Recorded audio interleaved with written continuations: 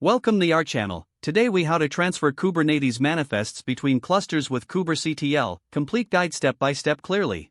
To transfer Kubernetes manifests between clusters using kubectl, first, ensure that kubectl is installed on your local machine. Verify that you have access to both clusters by checking the current context.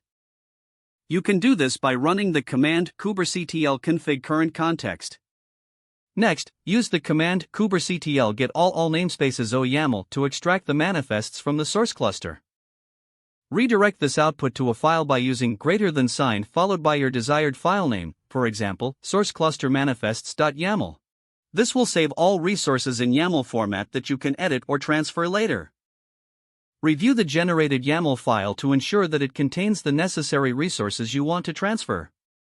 If you only need specific namespaces or resources, adjust your kubectl get command accordingly. Next, switch the context to your target cluster with kubectl config use context target _cluster _name. Now, you need to apply the saved manifests to the target cluster. You can do this by using the command kubectl apply fsource cluster manifests.yaml. Ensure that you have the appropriate permissions on the target cluster to create the resources defined in the YAML file.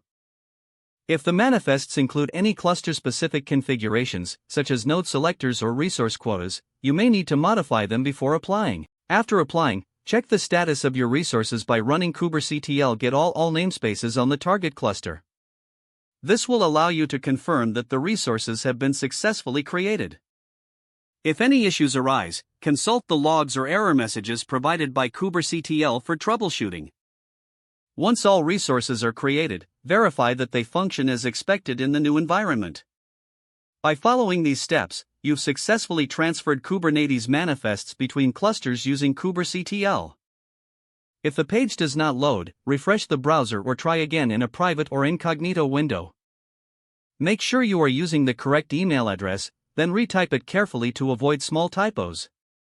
If your password is not accepted, use the reset option and create a new strong password you can remember.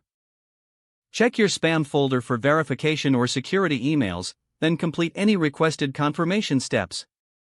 Enable two-factor authentication if available to improve account security and reduce unauthorized access risk. After signing in, review your profile details so your contact information and settings are accurate and current.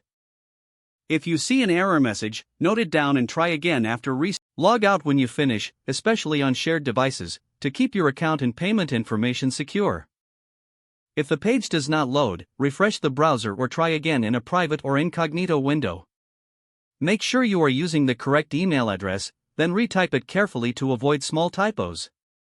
Don't forget to like this video and subscribe to our channel for more step-by-step tech guides.